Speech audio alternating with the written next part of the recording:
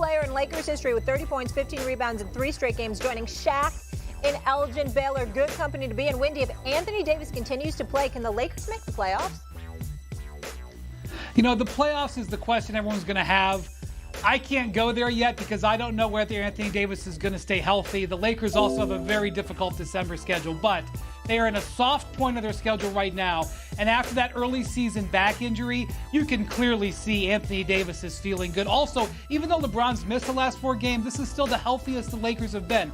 They've gotten some reinforcements. They've gotten center Thomas Bryant back. That has freed up Anthony Davis to be a little bit more comfortable. And they've beaten some teams that they should beat. And frankly, they've got some more winnable games coming up. After Thanksgiving, they've got 2 games in San Antonio. They should win those 2 games and be in good position when LeBron James gets healthy to at least have a chance on that 6-game road trip in early December.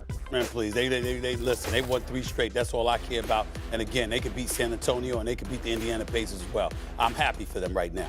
Basketball is better when the Lakers win. Let's keep it rolling. Last night, the Nets defeated the John Morant-less Grizzlies 127-115. Ben Simmons finished with 1 game to the next. How much do you think that can transfer forward, regardless of how teams play? Because these 3 have been smaller teams. And so do you feel like you can have that same level of aggression, whether LeBron comes back, a team plays their big center? How do you kind of lock into that mindset? Same way. I mean, nothing changes. It's hard to find a rhythm. So no matter who's on the floor, for us, for them, continue the mindset of just trying to dominate both sides of the ball. Dave. Gentleman on the end here and a break. Gentleman on the end and a break. The schedule's kind of unforgiving coming up. Something like 16 out of 22 are on the road. How much better does it feel going into this stretch, having established something over this last week and a half? Yeah, I think, everybody's confidence is very high, while not getting too high. Going in, Phoenix starting off the trip, be a good test for us, But like I said, I think the guys' confidence is high on both ends of the ball going into that game. Which we want to start the road trip off with a W. And then San Antonio back-to-back. So it feels good to get 3 in a row. Now we just got to carry it over into the road and put some more wins together. Hey. Oh. It's okay, go ahead. Sorry. AD, going into tonight, you hadn't led any team by more than 18. You led by as much as 34 tonight, and it just felt like a long time since you guys have sort of single-handedly dominated another NBA team this way. How did that feeling kind of sit with you? Being up by 34? Yeah, just being able to win easily, because obviously all of your wins have been really contested, fiercely fought so far. It feels good to get a convincing win. A lot of our, main guys that had a chance to sit out. Our guys that's coming back got a chance to play and get a rhythm. Dennis and Thomas, Kate Nunn, all these guys got a chance to play. So, it's a win-win for us. But, I think we just locked in on the defensive side of the ball tonight. Guys shot the ball well. I think the highest quarter was a 28-point quarter. So, we locked in defensively, held on to 92 points. I think that's where it came from, and then playing very well on the offensive end, moving the basketball and getting great shots, and guys shooting rhythm shots, and shots was falling. So we continue to, defend how we've been defending as of late. With our offense being the way it is, then, we'll be fine. AD, Austin had a season-high 21 tonight. He's had 4 games in a row in double figures. What have you seen offensively from him? Like, what's kind of been working for him? What's been different? He's been doing it all 3 levels. He's in the paint, with his shot fakes, getting to the line, shooting a 3-ball, handling the ball off pick and rolls, making the right reads. So he's been playing, unbelievable for us, making all the right plays, and his confidence is very high right now. So, we're giving him the ball, telling him to handle the ball and pick and rolls. He's the thing that I think he's grown the most is just playmaking. He's making the right reads. He getting the paint. Using his shot fakes. Guys come collapse. He's finding the right guys. So, he's definitely taking a big step from last year to this year, and he's going to be a hell of a player.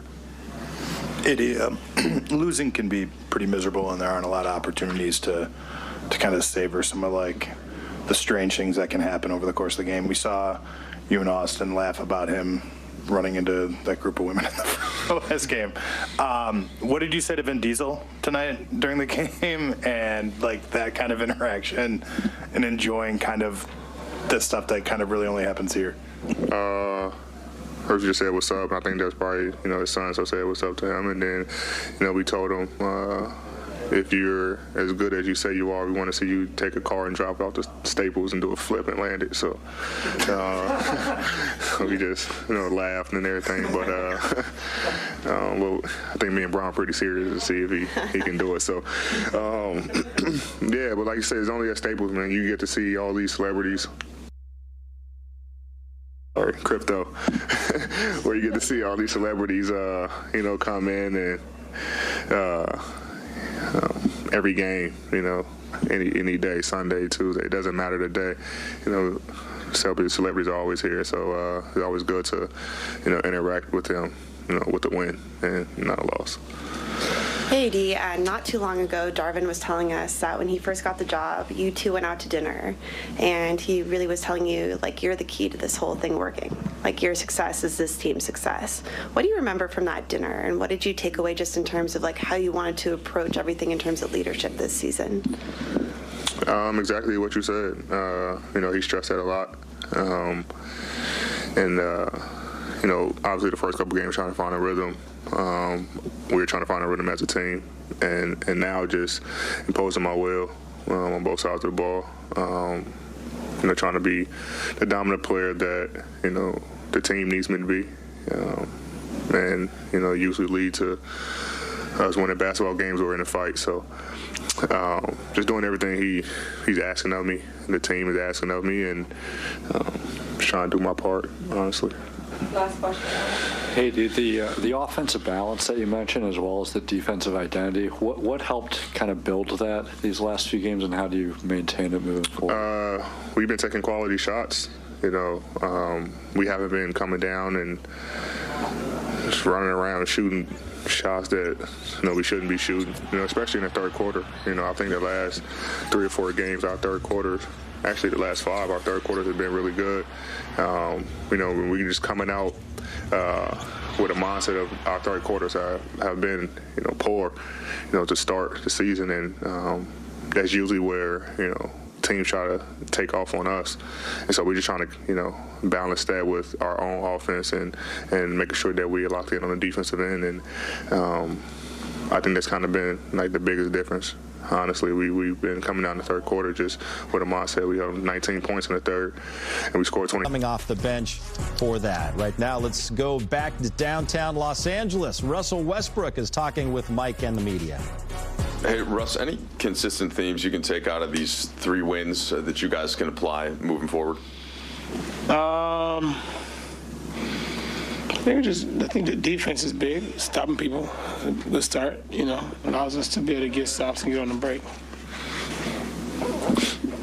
And then we've seen this now to the level of aggression from AD, the amount of shots that he's taking in the paint. What have you seen from him, and what do you try to do when you're on the floor to try to augment that? Just him being aggressive is important, from start to finish. Russell, I think you guys put 6 in double figures. Last game, I think, was 7 tonight. And in both games, you were instrumental in pushing the pace and finding guys distributing the ball. Is there an identity that could be found with the second unit, with you playing that way and empowering everybody else's offensive game? Honestly, it don't matter what unit it is. I know my ability is to be able to make guys better around me. It's what I've done in this league for a long time. I'll continue doing it to the best of my ability, and hopefully it's beneficial, for us in the long run. Kyle. Related to that, Russ, I mean, Thomas Bryant, 5 for 5 tonight. It seems like you guys have good chemistry. I know he was on the Wizards with you, but got injured pretty quickly into that. What makes that chemistry between you two so fruitful? Just running anytime. He was on the Wizards with you, but got injured pretty quickly into that. What makes that chemistry between you two so fruitful? Just running anytime I see my bigs and guys run, I like to reward them. And I can make the game easy for them, especially guys like Thomas, William, whoever's on the floor. I take pride in making guys better around me, and I'm happy to be able to see him, come back, and I'm able to help him, catch his rhythm and play well. Russ, you talk about aggressiveness and confidence. What have you seen from Austin these last 2 games?